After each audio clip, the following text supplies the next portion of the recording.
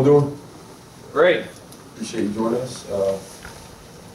Yeah, just getting started. Obviously, that was a great night Saturday night. That was a great atmosphere with the crowd, our fans, and our players really fed off it. I was very pleased and happy with how our guys came out and approached the game. It was something we made an emphasis about, just getting back to having fun, having enthusiasm for what we're doing, and they did that. They responded. I mean, from the guys that were just on the sideline to the guys that were playing, I think all of them on the roster, there was great enthusiasm for what we have going on. I think our players really responded to Perry being back and playing as well. I think you can see a noticeable spark in the team and the offense in particular. And I thought Perry did a great job of managing the offense like he's done all year when he's been in there. And you go back and look at it, it's pretty clear. He does a great job of keeping our tempo going, getting us in and out of calls, communicating the right way, getting the right run, pass options executed on the field. And so I thought we executed at a high level. We went back to run the ball really well, and we were effective in the pass game and protected the football for the most part, other than that fumble there at the end of the half. And so I think our formula is pretty clear what it is, and so for us to continue to be successful, we have to do that. We know we got a big challenge coming up this week, being on the road.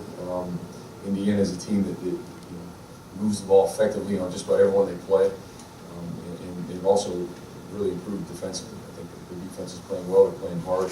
They're a really well-coached team. I think Indiana, their program, they do a great job. And so for us to go on the road and get an in-conference win on the road is a difficult task, and so we're looking forward to it and getting out there this week. With that, any question? You touched on Perry and the way the players responded. Do you see him embracing a leadership role even differently now, halfway through the season, than he did, let's say, in the spring and the summer, as his performance has improved, as the team has grown? Yeah, I think that's fair to say. I mean, Perry's always been a leader by example, just his work ethic, his toughness, how he goes about his job day to day, really, that propels him as a leader. I think now he's embracing the role of actually, he's playing well, he's playing quarterback, he's successful at the position right now. And I think that gives you a whole other sense of confidence, both self-confidence and then your teammates having confidence in you. So yeah, I think watching how Perry's played, watching how he carries himself, I think there's definitely a change in that. And it's great. It's great for our team. It's great for him personally. We've said that all along since day one we got here with him. We believed in him, and he can get the job done. And I know there was, he's had some ups and downs throughout his career and been criticized at times and all that. And so it's great to see him come along and play with that confidence. And his coaches, his teammates really believe him. Just to follow up, the injuries you had to some key seniors, Bill being the last one, and the other guys playing with them. Does that change his dynamic? Does Perry, does he understand these guys are, they may still be leaders, in different places, but they're not out in the field, and I have to even be more of a leader because of that?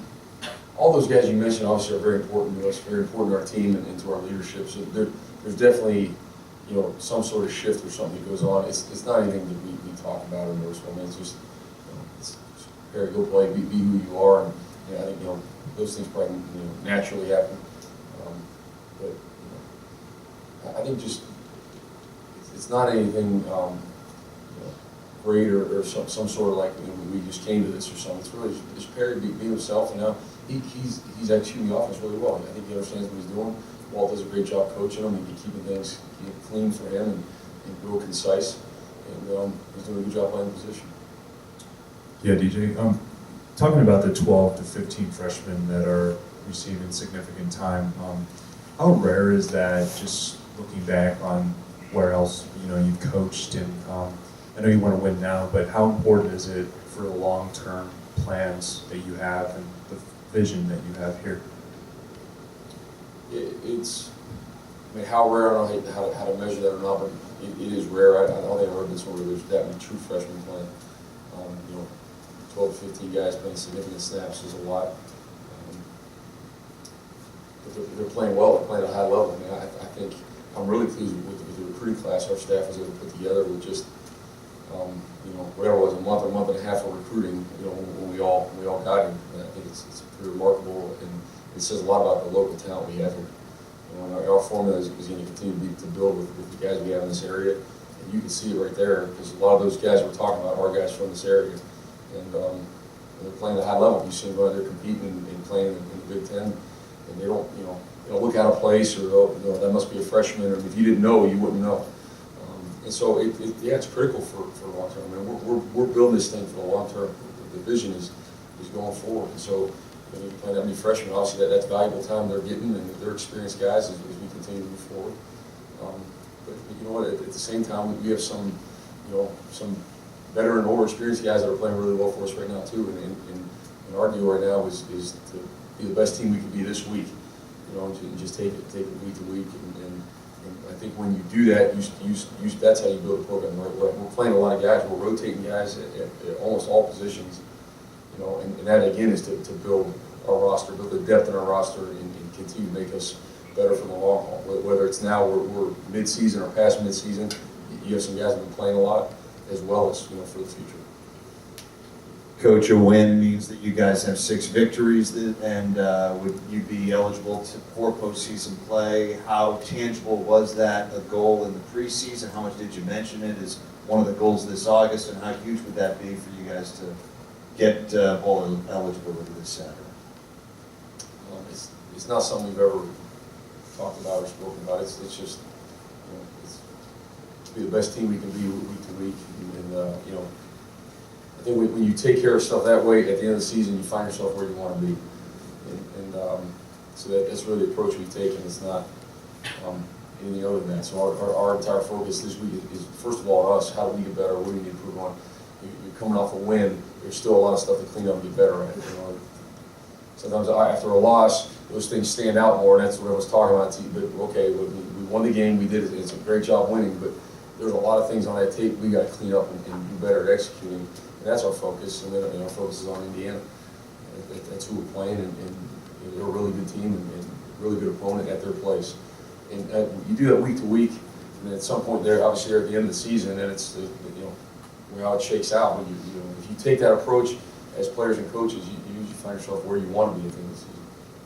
Coach, the Buck spot, it seems like Burkett has really come on and played well, but I guess Jesse is still the starting time, is still getting time as well. How is that Buck spot shaken out throughout the season, starting with the summer and to now? Yeah, Chandler's doing a great job. He's earned the starting job the past 2 weeks. A lot of that comes from how those guys practice and how they play. So we grade and evaluate the game, and then grade practice every day. And it's in order to keep it competitive, keep guys going, keep guys understanding practice. You know, your reps do matter, and we do look at things. So that's not the only position that's going on, but that is one of them. But we'll continue to play those guys. I mean Jesse's been a productive guy for us for sure, and those guys are continue to roll and rep. And then Melvin, we played some at Buck, some at Sam. We're playing a couple different spots. He's a really high motor, high effort guy.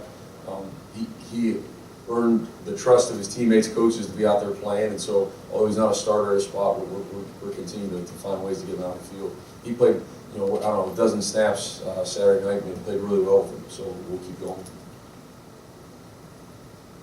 Coach, with Ty Johnson and Lorenzo Harrison getting the bulk of the carries on Saturday, does that mean you guys are moving more towards giving most of the carries to those 2 guys and not using all 6 of the running back, or all 5 of the running backs? No, I mean, you know, just like anything else, a lot of those decisions are based on productivity and how guys are doing. So, yeah, those guys are both being very productive for us. We'll continue healthy rotation there, and we'll continue to, you know, work Wes into that rotation as well. And, you know, the depth of that position is a strength of ours, so we're certainly going to continue to play to that and not go away from it. DJ, penalties have been a factor in a few of the games this season. Last week, you guys were able to limit your mistakes, and obviously that led to a win. Indiana, they don't have the type of stadium of a Penn State, but they are known to get, their fans are known to get pretty loud. What are you doing throughout the week to kind of, I guess, simulate some crowd noise, and also to help limit those penalties and have kind of a repeat performance of last week as opposed to the 2 weeks prior?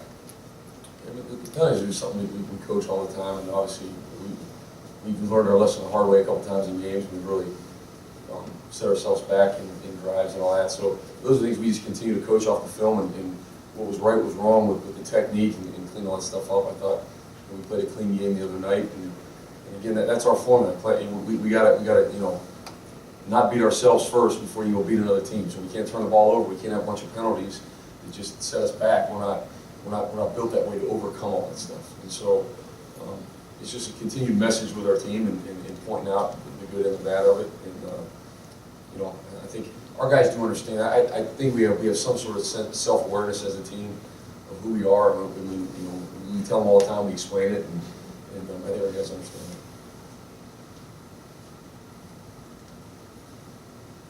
Can you talk about guys like Shane Cockrell and Kevin Points who changed positions this year and sort of found their way on the field in key spots, and how important is that to the development of this program? It's huge. And we're coming there early on, and we'll continue to always. We try to find as many roles as we can for guys. And to me, the more guys that are contributing, the better it is for your team, for everything. We were able to travel 70 guys in a game in the Big Ten. Well, to me, you want as many of those 70 as humanly possible doing something in the game, or else don't travel along. Because it's like it's a mentality. And if you know you have a role in a game, you have a little more investment in the game. You have more investment in what's going on, and I think that permeates throughout the team. So those are two great examples of it, and but there's plenty more. We're constantly evaluating the roster and figuring out, okay, here's a guy that can do this, and this well. I know he's not playing much at this position. Where else can he help us? Is it another position? Is it somewhere on special teams? Is it? Those are the conversations we constantly have. And I think that's one of the most important parts of managing a team is figuring out how you can utilize the guys that you have. And because what happens is you give a guy a role, you give him a sense of hope, as opposed to I'm the backup this or that and not playing. You have something going on in the game, and then what happens is you go do that role really well. You have success. You execute well. Your role usually grows. Now all of a sudden you get two roles. Maybe you're two different special teams or whatever it might be. And that's how you see guys develop and come along. Antoine Brooks is another guy, another freshman, local guy his role keeps going up and up every week. Early on he was a reserve linebacker, kind of a backup on special teams. A guy we thought had some ability. Now all of a sudden he's running out making big plays on kickoffs for us, and he's on the punt pressure team, and he's involved in a lot of things. And that's how it goes. It started with him at practice, having good reps and showing us, and also so we put him in a game, and he did well with those, and now all of a sudden he's on more and more things. And you can see the difference in the way he carries himself and how he knows he's involved in the game.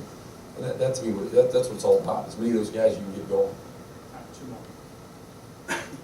Coach, it seems like each week different defensive back goes down to injury. The secondary that you go to Bloomington with this Saturday is not the one that you began with this fall. What's the biggest challenge in this constantly shifting secondary? And then I guess along those lines, IU, their passing game, what's the biggest challenge in containing it? IU in their passing, they present a lot of issues. I said earlier, they're a well-coached team. They really are. They understand what the defense is trying to do and how you attack it. The routes they present, the formations, the tempo they do it with, and all that, and taking shots down the field. They're really good at what they do. So it's definitely something defensively to be prepared for. In the secondary, for whatever reason, we've been hit at that position or in the back end with some injuries, but it's unfortunately part of our game. It is. So it's like we can't sit there and focus on or talk about it. It's just man down, man up. And we got some guys, some young guys we mentioned earlier. They're playing in those spots, and they got to do it. They've been repping there at those spots all year long. So it's not guys off the street or something. I mean, they've been repping at it, and there's a certain standard that they need to meet with their play, and they understand that. So that's it. We go full speed ahead, go execute with those guys, and I think they're up for the challenge. Coach, we saw you go for 2 after that first score against Michigan State. It's not the first time that you guys have done that. What kind of factors go into making that decision? Just a plan throughout the week. If the situation presents at the right time, it's kind of you know, depending on where the game's at, what's going on, a gut feel on it, I don't know. I just think it's it's been a good way to help our guys, you know, get momentum going, get them, you know, loosen up to go play the game. I'm really big on, like, you know, if you call it aggressive, go play aggressive, and let them know that's what you're willing to do. So I think in you know, the couple games we've done that, it's been a good momentum thing for us. But yeah, it's just a feel. Thanks, Coach. All right, thanks. We hit terminus!